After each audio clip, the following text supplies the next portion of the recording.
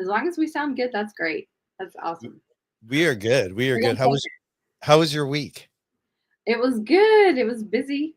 Lots of kitties to Lots help. of kitty. And you Hmm. mentioned it's windy there. How's Oh my your God. weather there? Is it warming up or is it just what's going on in It's Texas? it's like it's in the 60s and it was like 30 knots. Like wind gusts of 30 knots today. It was trash cans are being like blown across the street. It's like insane. Oh my. Absolutely insane. But the weather's beautiful. It's just like you feel like you're in a windstorm when you go outside. Yeah, it got really cold here for a couple days, and like it seems like we're heading back for a little warm up, which is nice. Hmm. Yeah. So let's hope that it just kind of like evens out here. So hello everybody in the chat. Thank you guys for hanging in there with us through the technical difficulties that we had. It just actually, I don't know, some sort of connection we must have, but Must. we're just, yeah, it was just kind of wild, but we're just kind of going back over. So last week, I had the 10 issues here. We talked about digestive, we talked to UTIs, dental disease, diabetes was one. We got to Did diabetes. not. We didn't really touch on diabetes much. What do you think about diabetes? What do you find? Well, from what I have learned, it's primarily due to inappropriate diet. It's and what happens is cats who eat a lot of carbohydrates, um, it it starts to develop this metabolic disease process. But if it gets to a certain degree where it's really bad, you damage the pancreas's ability to work the way it's supposed to work and to break down the food. And that can lead to or not leptin, but insulin resistance and things like that. So it can, and I know there's more than one reason why diabetes develops, but like one of the most basic fundamental ones is just diet. So we've got to keep our cats on a species appropriate, wet, fresh diet as much as possible to avoid those kinds of issues. I think sometimes food, like long term chronic food sensitivities, can also contribute to damage of the pancreas. And this is an endocrine system issue. So if your endocrine system is not working up to par and your pancreas isn't functioning right, then you are in for some problems. And insulin resistance is not a fun situation. And if you've ever had a cat have diabetes and you had to do insulin injections and things like that, my heart goes out to you, because that is not to me something that I ever want to deal with, because number one, I hate I'm terrified of needles. So I don't think I could do that very well. So yeah, it and managing it is hard. It can be challenging, just because of blood sugar fluctuations and having to time those meals, and it's crazy. So I like to I like to do proactive things for prevention so that you don't even have to go there with the whole diabetes thing. So, Well, uh, and you're talking about earlier on your site in like wet foods and just the right food, and we're talking about food again, right? yeah. Um, it's funny because when you started talking about that and you started talking about food, it's a conversation I had with a new client this week, who bought one of our formulas, and she's got this little tiny little dog. We're talking about a dog right now, but she has this tiny little dog, probably about, I think she said it was like around 6 months old, and she bought one of our formulas, and I'm like, are you sure you need the formula? Because when she described what was going on with the dog, she I was like on, and do you ever have this where you just you want to like reach out through the phone and like shake the person and say, listen to me for a second? Because that's where I was with this person, and I felt really bad because and we had a really nice conversation, and she ended up buying the formula, and I told her, give me a call in a few days and let me know how it's going and if that's going to change it. But what she said to me, and I want to say this to everybody in the room because this is really important, because like exactly what you talked about, diet, and that's why I want to say this, whether it's a dog or a cat, our pets need need a really good diet. And so Mhm. this lady was telling me, so she called up and she said, my little dog, I love my little dog. It was like 10 pounds or something, like just tiny little cute little dog, right? And she goes, I think and she had a southern accent, which I just adore, and I fell in love with her just from her accent, talking to her. And she was lovely. We had a great conversation, but I saw that I had to pull myself back because she Mhm. wasn't really listening to me. And and I thought that she called me because she wanted to hear what my thoughts were and what I felt, because she asked, what about this formula? Would this help my dog appetite? Will it increase its appetite? And yes, it does. That's what the herbs do. It works from the gut level and it creates some enzyme. I don't know how it works, but it creates something inside the gut that also increases their appetite, which they want to eat. So, and it's healthy. It's good for older cats or older dogs that are going through these, that actually near transition in their life. In the last part of their life, they just stop eating. They slow down. That's one of the first signs that Yeah. we see in a pet, that they're getting at that stage in life where they may transition. We don't know when, but it may be a year, maybe a year and a half, or whatever it might be. But we could just tell by their eating patterns, right?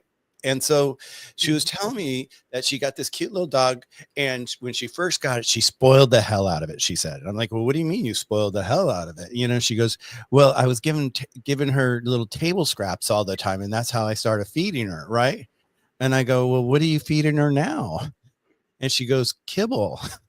And I was like going, it sounds like it's not that she's not hungry. It sounds like she's on a protest. You were giving her all this food and nutritional, off your own plate. Everything you were giving her was coming with a different nutrition. So she's getting all this nutritional value. And now she's eating this kibble. She's probably getting no nutritional value and feels bloated from it and probably just doesn't like the kibble. And she's like, oh, no, no, no, that's not the case. And I'm like, well, no, I mean, I'm sharing this from all my people that I have on my show. And I just like, I wanted to reach through the phone and shake her. And I backed off a little bit and I just kind of said, well, have you ever thought about home cooking? Because she seems like she really likes your cooking and your food. You might want to think about it, because you're going to give her the best quality of life. And she goes, no, I just want to feed her kibble and I'm just going to stick to kibble and she's just going to eat kibble. I'm getting your formula. And I'm like, well, give me a call in a couple of days and let me know if she's still, how she's doing. And I haven't heard from her, but it's just like, have you, because like you said, diet, you guys, we can't say it enough how much diet affects your pet's health from here to the future, to the last day of their life. Their diet makes the biggest difference in how their life is going to go and the issues you're going to have during their lifetime. And it's exactly like diabetes, that could be caused because of diet. If they're like getting all this sugar, like kibble's filled with sugar, as we've talked about, right? So Yeah. What I've found is, as kudos to you for trying to wake her up, but people who are not self-conscious about their own diets, like they eat a lot of processed food. They just do. And therefore they don't care enough to take care of themselves with their diet. So those people are not necessarily the ones who are going to care what they feed their pets, if that makes sense. well, Not and I was always, but it's those, like the person that was being real resistant to the whole concept of kibble is not real food. It's not very nutritious. I mean, would you want to eat dry food 3 times a day all of your life for the rest of your life? And that's all you have? No, no, the body doesn't want that either. And it's not satisfying. So, yeah, maybe she'll have an epiphany and her dog will show her, I somehow. Let's pray that, she I gets hope. the Yeah, message. and I always use that McDonald's analogy. Can you imagine feeding your kid a Big Mac every meal of the day, every single day of their life? What nutrition are they going to get out of that? Yeah. At one point, when's the body going to say, this is not working for me? And so I even did that analogy, but I was trying to be really self-conscious or being conscious about, like you said, her diet, because I don't know who she is and how she eats. Well, all I know is she's giving her pet table scraps. So I'm assuming she's cooking, so that's maybe a sign, but who knows what she's cooking. Right, right. I pulled up something else because I wanted to just check to see what other causes of feline diabetes, and they've made some good points on here. So genetics can actually, like some cats are actually predisposed genetically to develop this problem. So I think you just have to manage all of the important factors of, diet being huge, and just keep monitoring if your cat is genetically predisposed, or once you figure out they might have this or they're kind of like borderline diabetic, that's when you really need to work with your vet. Obesity is another major risk factor for diabetes in cats. And I know that you've probably seen those cats on TikTok and Instagram that are just so obese that they can barely move. And my heart breaks for those animals and dogs too, because that is not healthy and it is not funny.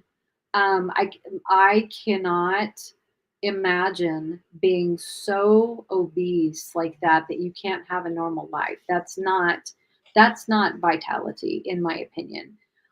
So we've got to just look at that body composition and that what do you call it? Like the size, their body The style, weight scale, the way the body scale, the body scale. Yeah. body Uh-huh. scale, the score or whatever.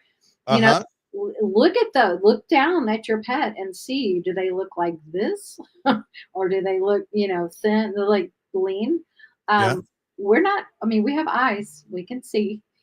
We just need to pay attention.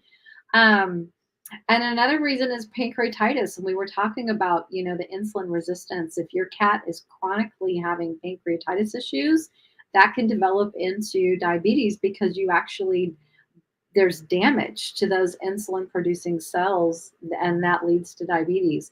Um, Hormonal imbalances, like Cushing's is more for dogs, but hyperthyroidism in cats can disrupt hormone levels, and that can lead to a risk of diabetes. Medications are another common issue with cats developing diabetes, and like steroids. Um, so we need to be careful, like how many steroids and the type of medications that we're giving our cats, and have you looked at the drug insert form that comes with that medication that you're giving them on a regular basis, and is diabetes one of those concerns or those side effects? Because you need to know that in advance so that you know what to look for. Age, obviously, cats who are older may be more common. This particular site says, cats over 7, but I don't know. I have cats over 7 and they're not couch potato cats. You know what I'm saying? So I think if we can keep them active and playing, that also removes that predisposition of, the physical inactivity and sedentary lifestyle that can increase that potential for obesity and developing diabetes as a result. Um, we talked about the diet part, and then there are some actual breeds of cats who maybe genetically be more predispositioned. Um, but here's something I think that's really important, and Dr. Karen Becker says this a lot. Some pets may have genetic factors that predispose them to developing certain things, Yep. but it doesn't mean that they will. So we have to consider epigenetics, and that is the influence from their environment, and that includes lifestyle and diet. Yeah. So if we can control those external factors that contribute to the epigenetics, maybe they won't ever develop that disease because you're doing things in a proactive, preventative way. So, and I've also heard, it's not necessarily on this list, but I know that in some cases, like vaccines can actually do damage to the things like the hormone and create the hormone imbalances and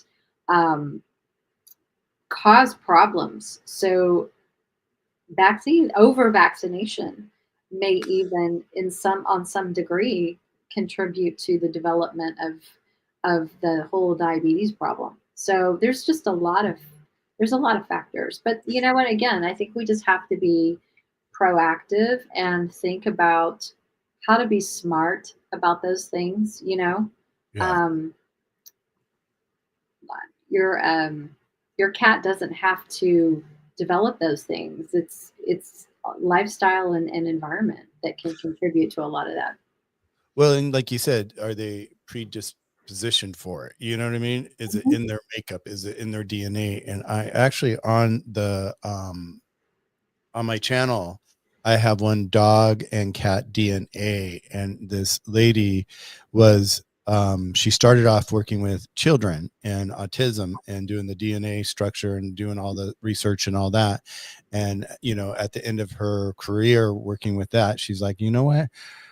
No one's doing DNA for pets, and I want to do DNA for pets. So she's got this, I forget what the name of the company, but it's listed on my YouTube, and it's called Dog Cat DNA.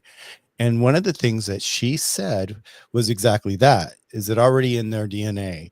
And she says, and if you know that it's in their DNA, or if it's a breed that it is, and it's been More detailed. prone to Yeah. developing that. Yep. Mhm. Exactly. And if they're prone to it, then it's something that you can actually keep your eyes open for along their lifetime. And once in a while, maybe get them tested more often than you might, because by just even getting them tested, you know that you're on the right track and you can maybe curve their treatment rather than finding out at the last minute. Yeah.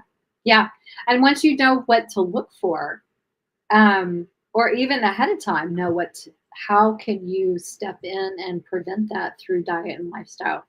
Because Exactly. again, just because they might have a predisposition to develop that doesn't mean that they They're will. gonna- And that's called epigenetics. So, and it works the same in humans, you know? So, Yeah.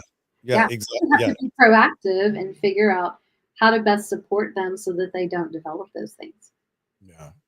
Well, I love that you actually pulled out all that up, and that's what we were here to do, is dive in. Mhm. There's a question here, and I don't want to pass it up and have it like Yeah. buried. So, what do you think about this? Yes, I agree completely.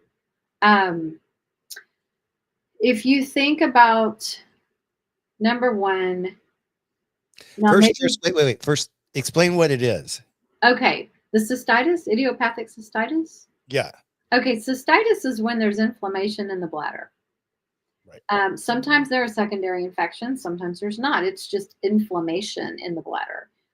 It can be like there can be biofilm in there that it just kind of throws the whole pH of the bladder out of balance. And then you have problems. They have trouble peeing, they can develop crystals, they can, stones, whatever, just because of that pH is off. Um, Cats are the canary in the coal mine, and they are very, very, very sensitive little energy sponges. So if we have a death in the family and our whole household is sad and upset and everyone is grieving, um, maybe it was sudden, maybe it was unexpected, and there's a lot of shock and there's a lot of, just pain and grieving going on. Well, we're putting that energy into the environment, and our pets will pick that up, and our cats will pick that up just because it's in the energy field. We are commingling our energy fields. It's called quantum entanglement. Um, so those kinds of conditions affect them. And one of the first places that cats can react or show up that something is wrong is when they have bladder issues. So it's a real thing. If they lose their owner, like maybe somebody died and this cat is just left like, oh my gosh, what happened to my mom? She's not here anymore. So it can be their own grief and their own worry and their own fear because now their life is uprooted. Maybe they were taken out of their home. They don't understand what happened and why am I not with my human? Where's my family? And I'm in the strange place. And so all of that kind of emotional stress can turn into idiopathic cystitis, and they call it idiopathic because they don't know what causes it.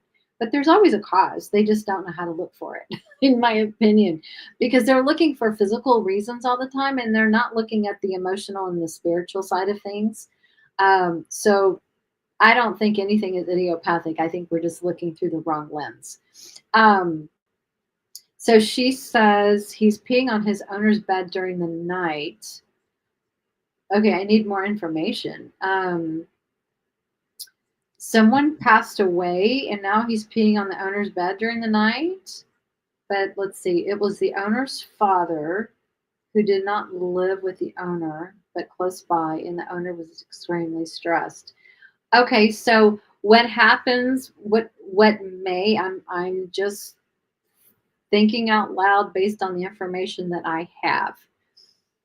The person in the home whose bed he's peeing on is very, very upset and very stressed, and their energy is in that space.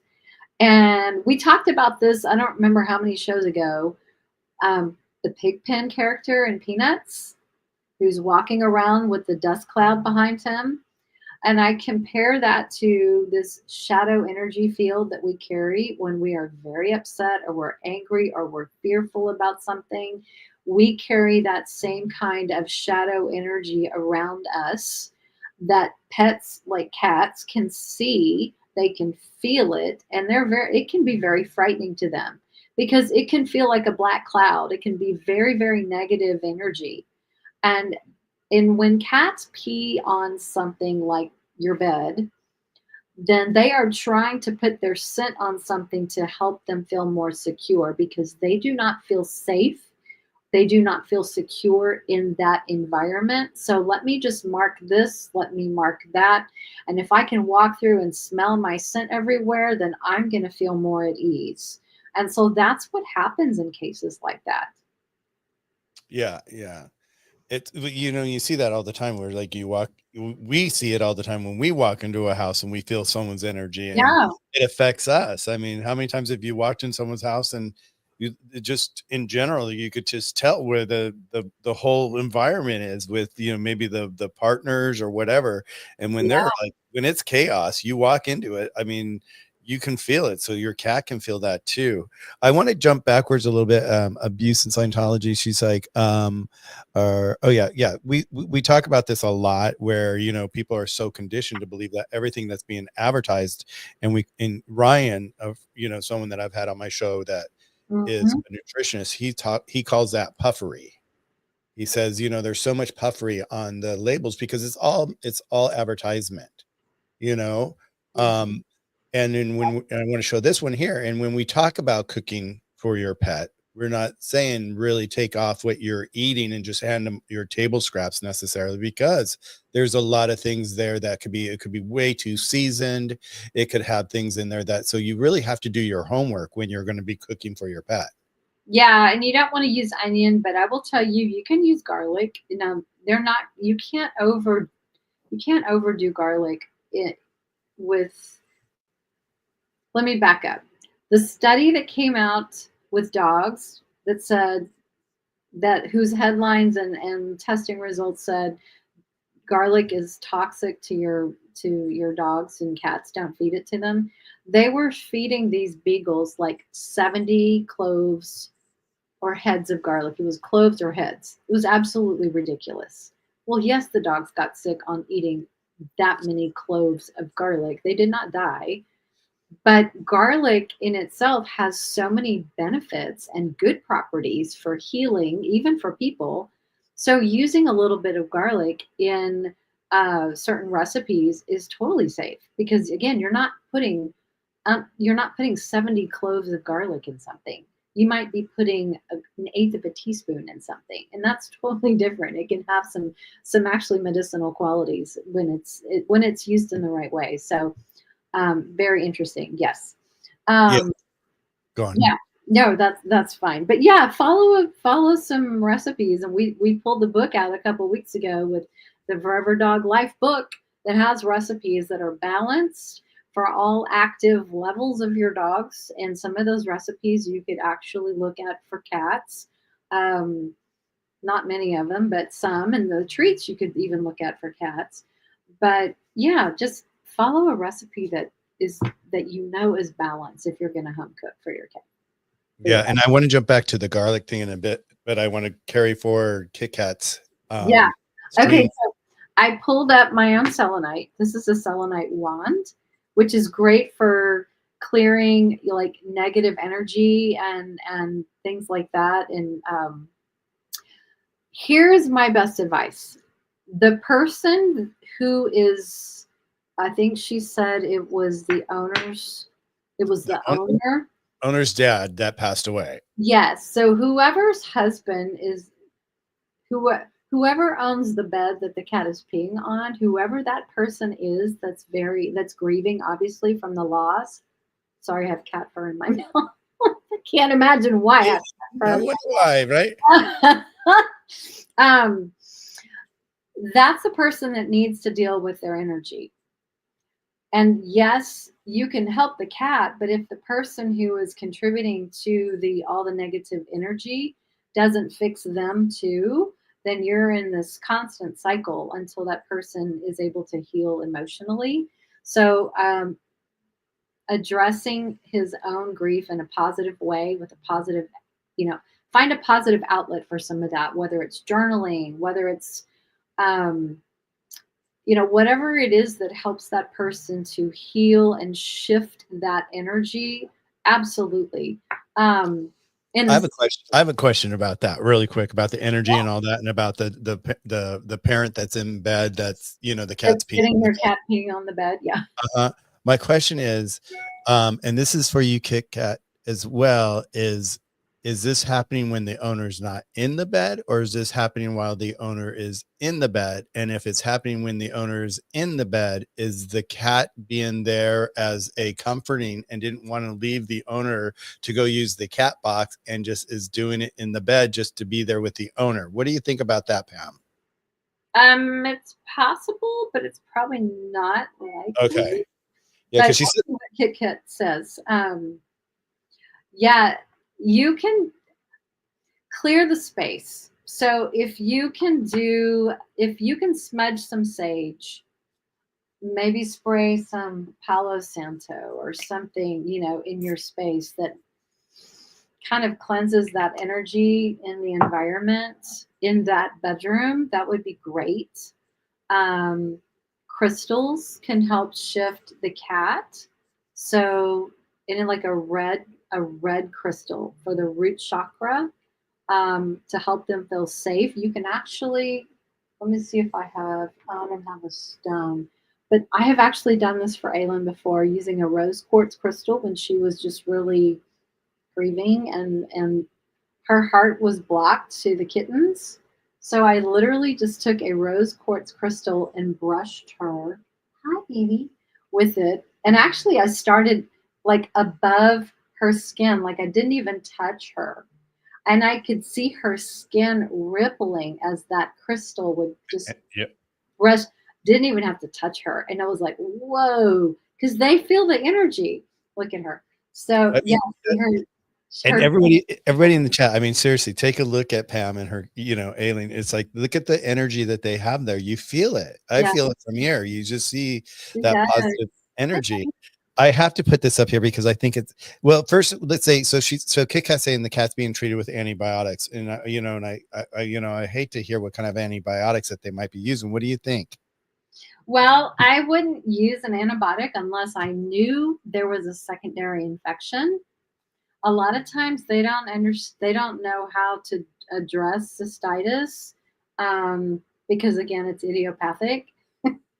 So look at emotional ways that you can support the cat, number one, and help them feel more grounded and safe. If that's flower essences, if that's maybe CBD, if that's brushing with crystals, if that's doing some energy work to clear emotional blocks for them. Um, Herb gardens and essential oils can be Yeah, and wonderful. I was just, and In the body. this is what we would go to. I mean, Yeah, with there's that, just there's so many tools out there to help the cat feel safe. yeah, because this is all natural. This is not Yeah, pharmaceutical, and this will just help them calm down and just yeah. de-stress and all that. So, if they're out there and they're going to be doing something, they should start at least a holistic path before they do to a chemical path. There's also Animal Essentials has a really good supplement called UT Cyst at CYST. It's for cystitis that you use for short term, like 2 weeks max, and it helps rebalance that pH in the bladder for cats with cystitis. So that's another good option. Yeah, and that's targeted to the that bladder. would be that would be this one here, pee issues. Oh, That would, okay. Yeah. so So you know, yeah, there's just, unless you know that there's an infection, I mean, you could have them culture the urine first and then decide based on the outcome of that test, is there bacteria, overgrowth there or is there not? Because if you're giving antibiotics just for the sake of antibiotics, which how often does that happen in a vet's office? Quite frequently, right? yeah. They just throw antibiotics in everything because they don't have any other tools. It doesn't mean that there's an infection necessarily. Um, so it just destroys more of the healthy gut flora when we just keep throwing antibiotics at stuff. So um, I yeah, want to show I want to show this comment here because I was just laughing to myself that abuse in Scientology, but maybe that's why my cat's urinating all over my ex-husband's house. I love that. You it's never probably the that energy, energy. it's energy. It's, and Yeah, that's probably why he's your ex-husband. yeah, yeah. I would agree with that in a heartbeat. Um, Okay, so here's more information. The cat belongs to a former landlord, so I'm not positive, but I believe the cat is peeing in the bed when the owner was sleeping. Yeah, we just need more information. But again, I think it goes back to I don't feel safe, and so I'm going to put my scent here. There's something in the environment. Maybe there's another pet. We don't know. Like we don't have the whole story. There could be another pet, like another cat or a dog, and they're like you said, maybe they're doing litter box avoidance because they're traumatized when they go try to use a litter box and they're getting chased out of that area, or another cat or a pet is stalking them as they're coming in and out. So if they're sleeping with the owner at night and they're refusing to go to the litter box, maybe there's a reason that they're refusing to go to the litter box. So we have to look at all the potential reasons why to get a big, let's look at the big picture, not zero in on one little symptom like we've Right. talked about before. Step back and take a picture of the whole landscape and evaluate everything in that light. Like, could we want to figure out why this cat is doing this? And just keep an open mind to observe, go back to when it started, what's going on, who else is in the house, when is it happening, how often does it happen, is there a trigger? So we have to just look at it, put your detective hat on and pretend you're solving a mystery and look at it from that lens. Well, it's funny that you're talking about what else is in the house, and my mind just like drifted away to to another thing. Is like, what else could be in the house? And I'm like, going, wow, wait a second. I lost my mom like 22 years ago to lung cancer, and in the last days in hospice. And this is a really beautiful story, and I'd love to share this story. So I'm going to go ahead and share it with everyone today. Is that I really worked really close with the hospice lady that was there, and we just she talked about how families react at this time in life, and how people like some people are like, don't go, and they stress the person out, and just they're in the middle of transitioning, and there's this family member going, don't go, we want you, and it's really they're being selfish to themselves, instead of letting the person live and just transition the way they want to. But one of the things that was really beautiful in my mom's transition, while I was with when this all happened with me and my family, was that it came to the point where the hospice lady said to me, Michael, this is the weekend that you want to bring in friends and family to just say hello and say goodbye, and just whatever they want to say, just this is the weekend. So my dad and my uncle got on the phone, they made so many phone calls, and my sister and I took turns beside my mom's bed, and there was they'd come in two by two, and they'd sit there and they'd talk with my mom. My mom was very coherent. It was like she never lost that ability. It wasn't like she went off in la la land and you Yeah. couldn't communicate. She was there. She was present all the time up to the end of her death. And so two of the people came in, and I'm sitting there, and all of a sudden my mom looks at me and she grabs me on my leg, and she's like, Michael. And I go, what, Mom? She goes, my mom's here. And she's pointing to the corner of the room. Mhm. And my mom and I were we're very open, and we're just, we've always, energy is a big part of our lives. And I sat there and I'm like, going, wow. And it just like, it took me for a second. I was like, oh my God. And of course the two people standing there, one of the person's like, oh my God, it's the morphine, it's the drugs, blah, blah, blah, blah, blah. And I just shut it down really quick because I didn't want to go there with that conversation. And so then, you know, later on in the evening after everybody had left, I went back to my mom and I said, hey mom. She goes, yeah. And I made up a story because it was my sister's night. And I said, I left my phone there or something like that. And I said, earlier you said that your mom and dad, or earlier you said your mom was here. And she goes, yes. And she pointed to the exact same space in the room in the corner of the up at the ceiling height. It was interesting. She pointed up, right? Mhm. And I said, is she here for you? And she goes, yes. Mm. And so we'll give her a hug and a kiss and tell her I miss her. And I'll see you guys on the other side when I get there, you know? She goes, okay, you know?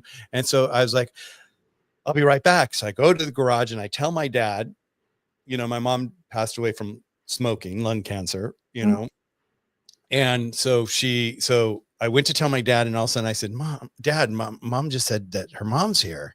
And he's like, what? Huh? You know, and he's like, he throws down his cigarette. He goes, well, just the other day, she said that my aunt, my uncle were coming. And I was like, what the hell is she talking about? Right. Cause he, you know, closed-minded guy, you know? Yeah.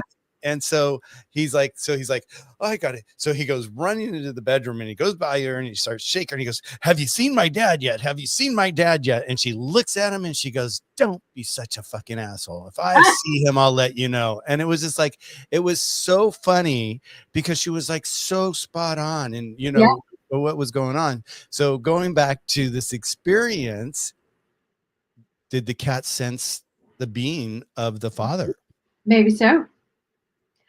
I never rule out anything. In fact, in the work that I do, I work with a lot of charts and energy testing and things like that. And spirits, entities come up more times than you would believe. And it can be a human entity spirit. It can be a pet in spirit. Like I think I've mentioned before, I have my own cats in spirit that visit on a regular basis. Right. You know, and I can see them if I video, you know, and I can replay it and I can see the orbs on the video. I can't see it just with my own eyes. I don't understand that yet, but it's fascinating to see that. And yes, it can when people are like on that edge of transitioning, I have heard so many times that their family members on the other side, their guides, their angels, They were coming. they're all there waiting for her to help her transition when her spirit passes. And it is a beautiful thing. And for people who are not really into the woo woo, it can be very frightening for them. And I just don't, I yeah, and it's no judgment on anybody. It's because we have become, as society, so reliant on what's tangible in front of us and what we can see and what we can touch and what we can hear and taste. We have so many abilities that we can't see, like our intuition, our ability to reason, our imagination, our perception. We have all of these faculties that we don't use, we don't really tap into. And if we did, and open ourselves up to, you know, there's another world beyond our vision, but beyond our sight. It is a spiritual realm all around us. We are in it. We are just on a different plane, a different wavelength. That's all it is. The We, veil is thin, you know. We just can't see it with our own eyes because we're not at that vibration that they're at. They're at a higher vibration. We're we, just more dense in this 3D body that we have. We are dense and they are not. And that's why we can't see them. well, I've got to share something now that you said this. Okay. Yeah. You know, I was a kid that was, you know, when I was, you know, when they had me, there I was running around. They couldn't hold me down. I was bouncing off the walls. I had, you know, the doctor's ADHD, boom, classic. You know, they put me on Ritalin at some point in my life, and that just like didn't work really well with me because it flatlined me and my personality and all that. And so it's been like something that I've dealt with my whole life. And one of the things that I always talk about with people a lot of times is like we have a physical body and we have a spiritual body. And those two need to be in alignment. And when those are in alignment, and this is the way how I look at it, and when those two are in alignment, your life will start to do this. But what the magic is, what you just mentioned, is for me, it's when you're at a high vibration. When you're at a high vibration and you're in alignment, the magic that comes into my life has just been incredible. But one of the things I just learned just recently after, I was attacked last year by an LAPD officer and it hurt me. And I ended up getting PTSD. And I always knew what it was, but I didn't know what it was, because it never affected me. And so I got wellness help. I have a wellness team, and we really started digging into it. And one of the ladies, a psychiatrist that I've been working with, she goes, Michael, she goes, I really enjoy visiting with you. I really have a nice time visiting with you. You're unlike a lot of my clients, because a lot of people come in here with problems and we never can get through the problems because they're so focused on the problem. They keep attracting the problem. Right. And I've always learned, like, if there's a situation in my life, I look at it, what's going on. And I ask myself, what do I want instead? And I pivot, I look at what I want instead. And I start to focus on that, because then that's what will come through the universal energy. Right. Yes, exactly. And she just, and we really discovered this because I was watching, this is so off topic, but it's such a great topic, I think, about alignment and all that, is that, so this is my whole life has been like, in alignment. I find myself in such fascinating, wonderful, magical things. I've done such incredible events. I designed this one piece of art, and when I brought it to the company that built it for me, they looked at me and they asked me, what engineering school did you go to? And I'm like, I didn't. They go, no, you had to have. I'm like, no, No, that's just my brain. it's just the way my brain works. And so what it is, and she goes, and then a friend told me recently about this movie that a comedian did, where she met her husband. She found out her husband was autistic. And I watched the movie and I was like, oh my God, he's like me a lot. Right. And so I asked her, I said, what do you think? I said, I think I'm kind of like, maybe like one of those people that are kind of like on the edge of being autistic. And she goes, no, Michael. She goes, yeah. She goes, it's part of who you are. She goes, I've noticed it since you walked in. She goes, you're what we call neurodivergent. And I'm like, what's that? And I'd never heard it at that point. And this is just recent that I found this out. And then so I started studying it, and everything I'm reading and everything I'm listening to right now, I'm like going, oh my God, this is me. This is my life. And it's like, it has allowed me to be in this alignment. I'm not in a box. I'm not in a box that everybody else is in. There's some things that I look at and I don't understand how to react to it, because it's not in my head how society works. Yeah. There's things that my life has been magical in so many spaces, but there's these other technical spaces that I'm just like, I don't know how to do that. I can't do that. It's like, in school I didn't do that well, but in math I actually did really well, which was surprising. But it's like, so it's all those kind of things. But we're talking about alignment and high vibration. And that's where I really talk about with people. It's like, if something's going on in your life, you really want to see what's going on in your life, and allow yourself that pivoting. But that vibration, you touched it and you triggered it to share this. So I just wanted to share this because it's something new in my life, and I'm uncovering it right now. And it's really fascinating to me, because it's something like, they said like 5% of the population has ADHD, and then like another 2% has this combined with ADHD, which makes them a neurodivergent. And it's this, and she's done all these different quizzes with me and all these different questions, and she's done tests with me now. And she's like, Michael, and so it's given me a clarity that I never had before on my life. And it's now just, you have a better understanding of how your mind works. Well, yeah, because like sometimes I'll get on my lives and you'll see me and I'll pause and I'll sit there and I'll think for a second, and my mind's just doing this, and I have to slow down my mind and I have to come back and go, okay, this is what I just found, and I bring it to the thing. And some people are like going, where did he go? He just went somewhere. And it's like my mind's, it's part of, like, we have beta and theta in our brain, and most people are born where they move, those two chemicals, those two parts of the brains move at the same speed. Where in someone like myself, my beta and theta, they interact like this back and forth. So there's times where one's ahead of the other, and or behind the other, and it allows me to like think way far ahead before I even get to where I'm going. And sometimes I could be in a conversation, I could end up finishing the conversation because I know where it's already going, because it's my brain just does it, and I don't know how I know it. You know, it's kind of like that the intuition that my mom had it too, because like my mom and I, we have this intuition with people, and I could just like feel people and read people, and I just like, oh wow, this is crazy. And people are like, why, how can you feel this? And I'm like, it's just, I'm just connected in a different way in this universe. But with that say, I wanted, I want to move back to cats really quick, because I see Floppy Cats in here, and she reached out to me this week, and we've been talking, and I know she's a friend of yours. In fact, that's how we actually met, was through Floppy Cats. Yes. And we had this really, she's combating an issue which many people do all the time, and we were talking about fleas. Yeah.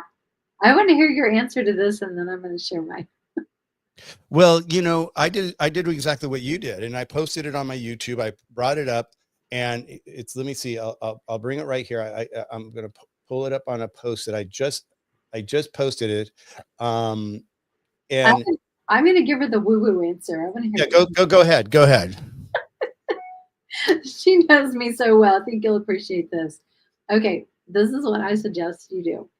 If they keep coming back in your realm, and now you're asking that question, have you ever looked up this, like the symbolism or spiritual meaning of fleas?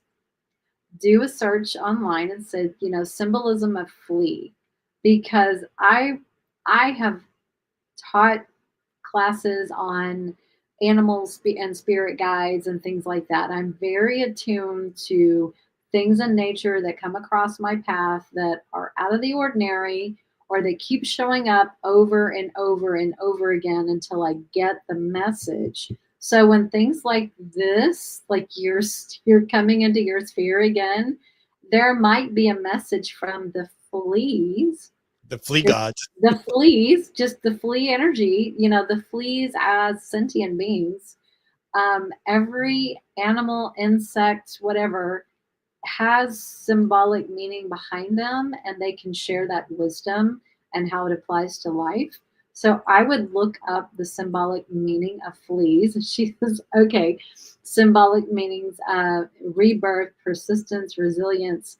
Yes, can you see how they are persistent and keep coming back over and over again? Yeah. Maybe they're trying to teach you how to be really resilient. I mean, you have to sit with all of this information, and just sometimes it takes a while for that revelation to come. If it doesn't hit you right away on some kind of a soul level, and it's not necessarily that all of it is going to make sense or resonate, but there might be one or two little things that stand out that you go, oh, and it may take 2 days, and all of a sudden out of the blue, it'll hit you, and you're like, oh, that's what that meant. You know what I'm saying? So I would just say, look at several different sites on symbolism of fleas or the spiritual meaning of fleas, and just see collectively, read through several of them, and just journal some things down, like something that stands out about that, and then put it in, a notebook or something, and just think about it. Because there's always a message. It's still, especially if they keep coming back into your energy field, and she's under the woo-woo side. So yeah, I just think that's an angle that we haven't looked at, obviously. Well, and I love that, because like when you're saying like the symbolism, I'm like, well, maybe if you made a charm and put it around your neck, you'll kind of like have it like a god around your neck, and it'll scare the fleas away. The one thing I want to say about what I did is I went on the internet and I started really uncovering a bunch of stuff, and I posted this. It's a post on my thing. Is people have to understand that this is going more towards the technical side, you guys, and it's about fleas have a cycle of life, and they have an egg that's a larva, the pupa, and then pupa is it pupa? Yeah. Yeah, and then the adult. But the eggs are what gets you, is because the eggs could sit dormant for a long, long, long time. And so you could clean and clean and clean and clean and think you're okay, we're out of season, so we're good now, and stop, not hit all those areas that you were deep, deep cleaning. But those eggs are still there, and it's just going to take a warm, moist, rainy day, a humid day, that's going to activate that larva. And then all of a sudden you're going to have fleas again. So it was interesting that I actually dove into it, and just really, I didn't even realize that. And they say the fight's never over. It's a year long, it's year round. You have to be conscious of it year round, because they're laying dormant in your house, where no matter how well you clean those. They said that they can have something like, they lay 100,000 eggs at a time or something like that. It was some ridiculous number like that. So yeah, so I'm like seeing if I saw that word. Yeah, the key is managing the environment, as you're talking about, and you might have to manage it for a while. And it's harder to manage the outdoor environment, but there are lots of different products out there. You just have to figure out which one is going to work for your situation. And I'm not talking to just floppy cats. I'm talking just in general. You have to figure out what works, what is feasible, what is reasonable, what are you willing to do? You know what I mean? Externally in your yard and things like that, and as well as in your home, on your cat.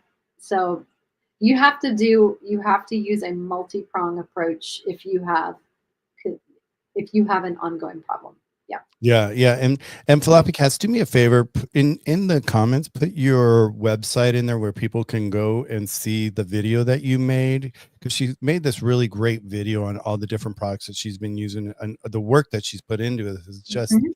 amazing. So if you want to go ahead and put that in the chat, so that I could just post that, so anybody else that's dealing with the same thing can have other options, and having to go to the flea collar or having to go to the chemicals, because her cat has, is in his golden years, and it's like he's got some health issues, so she doesn't want to add all those chemicals to his body. And I totally get it. And she goes, like, here, right here, what did she say here? I had a vet tell me this week that fleas would survive an attack. It's true. Right along with roaches. Right, with roaches, fleas and roaches. I mean, they almost look alike, they're kind of. Or just tiny versions of gross roaches. Yes. Oh my God, you're gonna die. You said roaches. I always like to digress a little bit and go different directions. My husband, he's like a little kid sometimes. We have, when you buy cereal, if you don't use it in time, it starts to go stale and all that. So I ended up going out and I bought like 32 of these Tupperware containers that the lid snaps tight and all this, so that we could put our cereals in there and all that, and so they wouldn't go stale, the crackers and all that. And it's amazing how well they do when they're closed, right? But the little guy, my little monster, he leaves the top off all the time, and I'm like, oh my God, and I'm like ready to strangle him, right?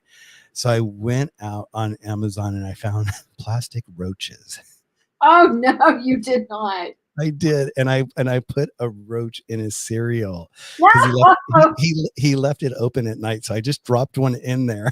And so one night he was having cereal, and all of a sudden I was waiting for him to do anything, and he didn't say a word. He didn't scream or anything. And then the next, I'm like, I hope he didn't swallow it, and I'm thinking, I'm like, oh no, what if he swallowed it, right? And then the next night he had, because that's like his little go-to food, and he then all of a sudden had another bowl of cereal, and all of a sudden I heard him in the background. Ah! And he saw it, and he was like, the bowl was there, and he's like, ah. And so really they look real, you know what I mean? They just don't move. And so I don't know if it really hasn't changed him, because he's still leaving the damn caps off. Oh my gosh, no, I hate roaches. Oh, I hate roaches. Oh, I'm a prankster, and I think that's part of my personality. And he's like, why do you do this all the time? I'm like, I just love pranking, so yeah. That is Oh my funny. gosh. Okay, so where are we? So atomic bomb. Yeah, but seriously, floppy cats, if you want to share your video where the people can see your video of all the different things you're doing for your cat, I would love to put it up on, in the chat so people can see it. So Oh, and one other thing, floppy cats, the stuff you just put on your yard is excellent. It's some eco something. I can't remember what it is. Well, that's what I'm saying. It's like I was amazed at all the different things that she was doing because there's a lot of those things It's I spreading haven't out. heard, Mhm. you know? And it's hard when you have raccoons come through your yard. We can't Yeah. keep out the wildlife, and eco smart granules. Yes, that stuff is excellent. Um, we can't control the wildlife necessarily that comes into our yard. So, there is always that. You just do the best you can, right? Yeah, Or you it's could do it. You could have your animal communicator, Holly, talk to the fleas because that you can call them forward and their flea energy and they're a representative of fleas can come into a conversation and you can have a conversation with them and explain to them how they really have to leave your yard because of Charlie. um, it's a real thing. So we want Charlie to be good. Yeah. utilize all the tools you have at your disposal. Exactly. She's got so many tools in her toolbox. I just love it. And everybody, she has a Instagram account called Floppy Cats as well. So Mhm. reach out to the Instagram, follow it because it's really a great Instagram and information. You're gonna meet Charlie on there. You'll love Charlie. He's Yeah, a sweetheart. he's adorable. He's Yes. absolutely adorable. He's got the Yeah. best mama in the whole world. Well, and that's what I always love is like when people really, they embrace the love and care that they want to give to their pet. Your pet is a family member, so Mhm. give them the same thing you give yourself. Like we were talking about earlier with, what's the parent's diet versus their diet, that they're giving the pet. So like really, if you're giving your pet a better diet than you're giving yourself, we're saying stop and give yourself that better diet as well. Yeah, We want everybody to be happy and healthy, a holistic way. absolutely. And again, the person who you spoke to probably was not educated on pet food nutrition. So they don't know what they don't know, and they're resistant based on ignorance. And that's not to put them down. It's just a fact. They just don't know. They They just just don't don't know. know. They don't know. So And yeah. and I was trying to be as I was, internally I was getting like so upset because she wasn't hearing me, but I was just like, okay, Michael, this is not your battle here. You can only share the information they can take and they can take it and do what they want with it. So Well, I'm that's why we just plant seeds, right? We're just yep. one of these days she'll remember that conversation. Well, I hope that she calls me back. And, on one hand, I'm, kind of hoping that the dog is, protesting and doesn't start eating because of our formula, you Yeah, know, because I yeah. was really, I don't, unless our formulas actually work for you, I don't want you to get them, and we have a money back guarantee because like some people will get our allergy formula and then we don't, it's our allergy funds is for, external allergies. It's seasonal allergies. It's, things that they come in contact with. It's not their diet. If it's their diet, you have to change their diet. Our allergy formula is not going to change that diet for you. Right. And no matter how much you give them of the formula, it may, help with the itching and scratching, but it's not going to stop the allergies because if they're allergic to chicken, they're allergic to chicken or whatever it is. So you've got to do your homework, guys. You've got to do your homeworks. Um, oh, here, Floppy Cats. Let's talk about your feelings. Why does longevity make Charlie sleep for hours? Any ideas? I gave it to him today and he was dead asleep again. You know what? It boosts their immune system. So maybe his system's not having to work so hard and he's having maybe like a chance to breathe for a second and just go, wow, I don't have to be, I don't know. That's something we do offer, a 15-minute consultation on our website. So Floppy Cats, go there and schedule a 15-minute consultation and ask Dr. Kyle that question. That's the only thing that I can think, but it's like it's definitely a good sleep, huh? Go ahead, Pam. I also did a clearing on him. Oh, you did? Okay. That always, if the cats are sleeping, it's like they're healing. So that may be part it too. Right. So And then he was sleeping on the yellow color, Jenny, and his solar plexus chakra needed support, and that's why. You'll see that tomorrow. you see, It makes all sense to me. It makes all sense. Yeah. I mean, he's healing. So that, yeah, the immune system's boosting up and all, like exactly the healing, Mhm, the energy healing and all that. It all makes a difference. And, mhm, some people like, they sit there and like on energy healing. What's that about? Oh my God, blah, blah. No, you know what? mm, Energy is everything. We're made of energy. mhm, We're nothing but a big ball of energy. So, um, yeah. yeah, So, mm. well, I never thought this conversation would go this is I love this. This is what this is about. We get to I talk know, about it's fun, isn't it? yeah. She said actually he was sleeping for hours before the clearing. Okay. Well, so funny because she sent me an email and she said that she was walking and all of a sudden she saw him on the ground and she's like she had to see if he was breathing for a second and even like the way she wrote her email, she had me in suspense and I was like going, oh no, Charlie, and then oh he breathed. Thank you for dropping that one. Thank you very much, Floppy Cat. You had me there, okay. But yeah, he's healing. So, this is all part of, his system, like, the Reba longevity. It Yeah. requires a lot of energy to heal. And Chinese herbs are very powerful. I don't Yep. think people really understand how potent Chinese herbs. It is medicinal. Yep. It is not like peppermint that we grow in our garden. We are talking medicinal level herbs. So it can have a huge impact on the body and helping the body rebalance and heal itself. And energy takes a lot of energy to heal. That's the truth.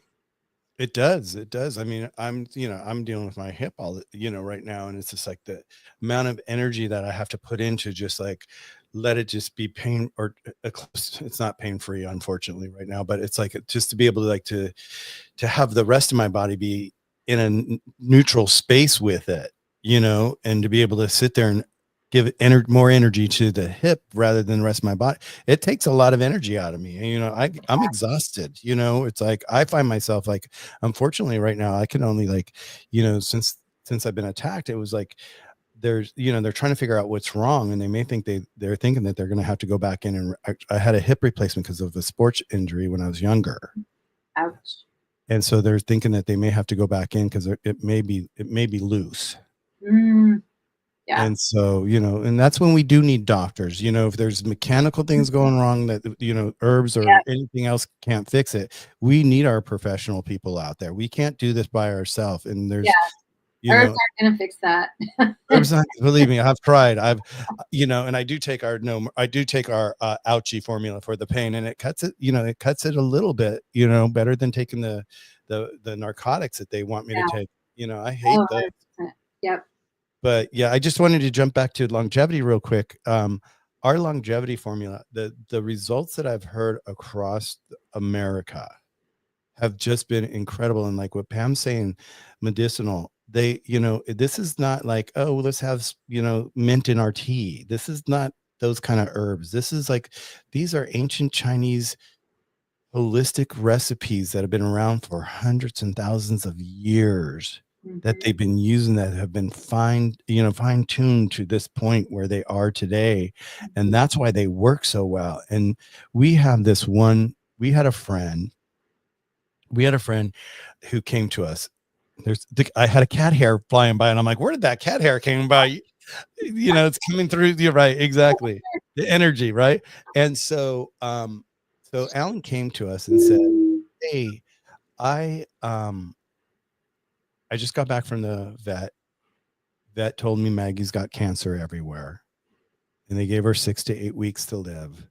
And he wouldn't, I asked him if we could do chemo and radiation and all that. And he said, absolutely not. Take her home, get her comfortable, let her just be happy and at home. And he says, and then he told him the vet about us. And he says, well, I would reach out to them. We can't talk about it because we're vets and we didn't go to school and get trained on Eastern medicine, but reach out to him. And he did. He reached out to us and we put him in contact with Dr. Kyle.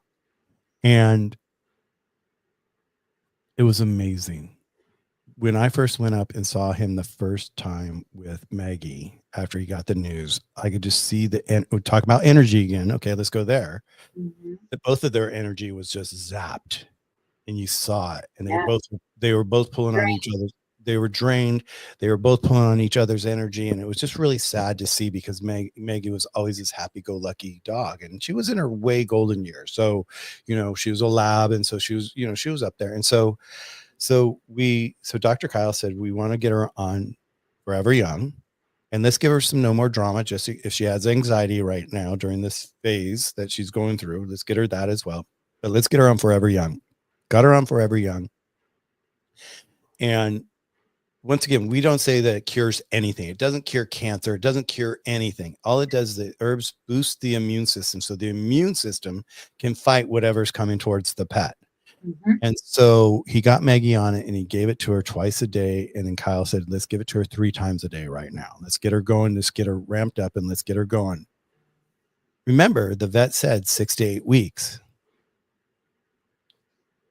6 months goes by. Maggie's still around. He goes on vacation. He leaves Maggie with his mom and dad, gives them the Forever Young. Give her 3 times a day, mom and dad. Okay, we will. They're older. He goes on vacation. He comes back, and Maggie had fallen back in her wellness plan that she was on. He's like, Mom, Dad, what's going on with Maggie? Have you been giving her the Forever Young? And they go, oh, we forgot to. So a whole week went by, and they didn't give it to her.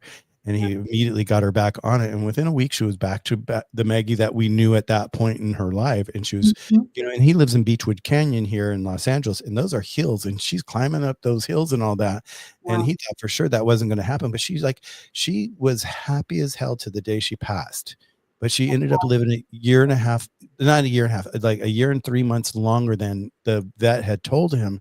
And once again, it didn't cure cancer. It just boosted her immune system so strongly that I think, this is my personal opinion, is it just slowed down. It was fighting the cancer, and it was just slowing down the attack. And it gave her, and he loved it. He says, you guys gave me an extra year with my Maggie. Yeah. That's awesome. And that was and I was thinking, God, can you imagine if he did, if he was able to convince the doctor to do radiation or chemotherapy, what that would have done for her and her? I mean, that would have probably taken her out much sooner. You know what I mean? 100%. Yeah. I love it when we can have a pet be happy, gone. Yeah. Not the happy, struggle, decline, gone. I love stories like that. And here. Okay, so we're going to go pivot to another little story. So, what about anxiety? No more drama and being a sleep aid. Well, so cute, because you're going to love this. I don't know if she's told you this, but she actually took our No More Drama herself. And all our formulas are human grade. Yeah, so you can. My husband's had this yeast infection on he's had I forget what it's called, but it's some sort of yeast that he's been fighting forever, and he had no idea what it was. He turned around and he went on our yucky fungus, and it's cleared up, and he has never had it cleared up in years. Oh my gosh. And it was because it fought the yeast that was going on in his system. So that's the Chinese herb. So all our formulas are all human grade. And so she actually she took it herself. She goes, oh my God, I was really relaxed. And I'm like, what I do with our No More Drama is at night when I go to bed is I'll take it before I go to bed myself. And it just makes my sleep, when I do fall asleep, it makes my sleep so much more smoother. It slows your brain down, right? It naturally just calms down your whole system. Yeah. Just kind of, it's amazing how it works. Yep. That's amazing. Oh, okay. So here, gave her little bot a chance to die. What's that? Oh, okay. Probably I think Maggie. Yeah, it did. Yeah, definitely. I mean, she was good till she went to bed one night and she didn't wake up the next day, and that was her transition. It was really peaceful, and it wasn't hard. It wasn't really, it wasn't really, traumatic for her at the end of and it wasn't traumatic for him. And he didn't have to make that decision. She went peacefully.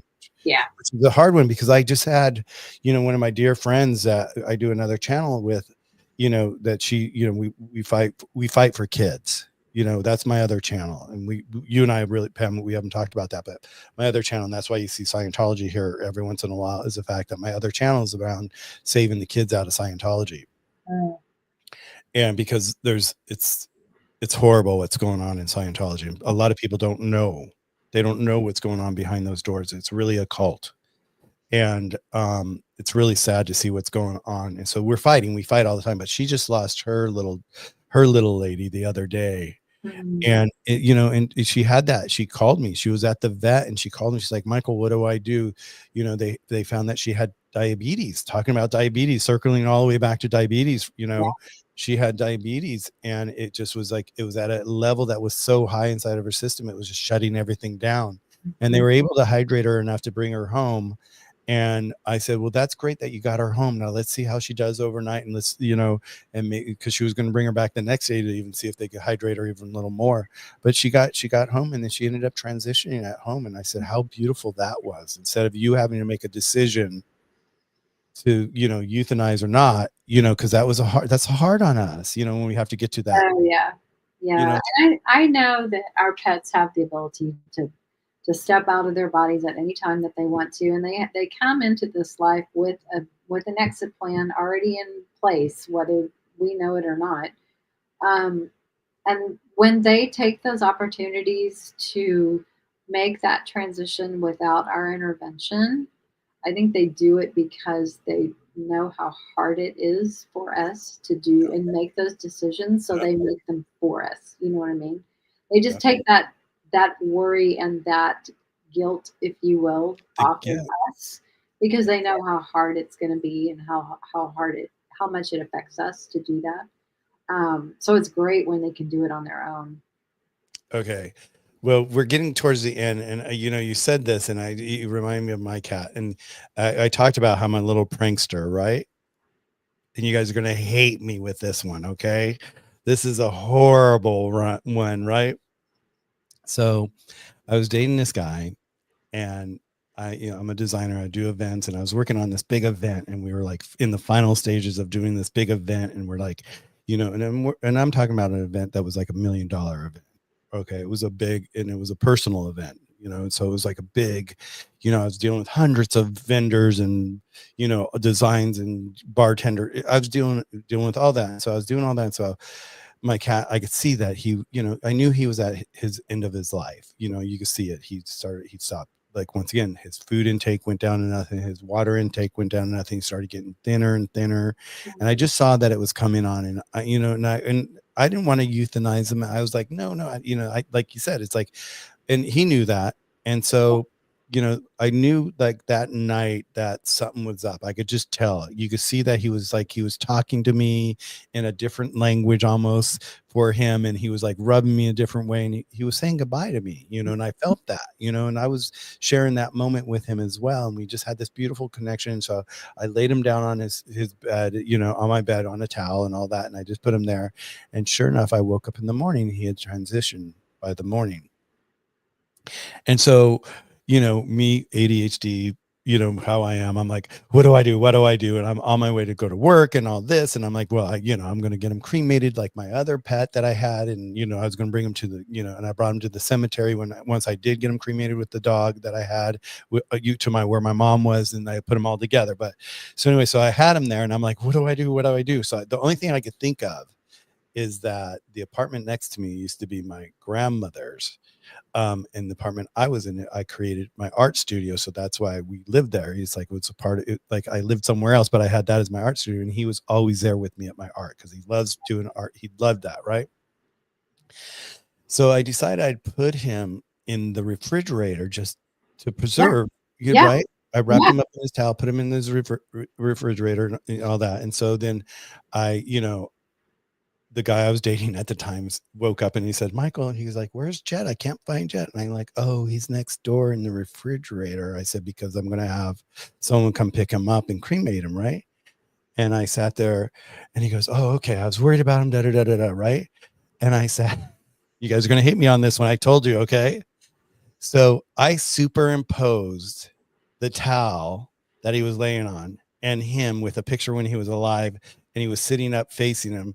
And so then I wrote to this guy that I was dating. I'm like, as a joke, I said, "Oh my God, what happened? I just got home and I went to the refrigerator and look what I found." And it was Jet sitting up like this, looking at him like, meow.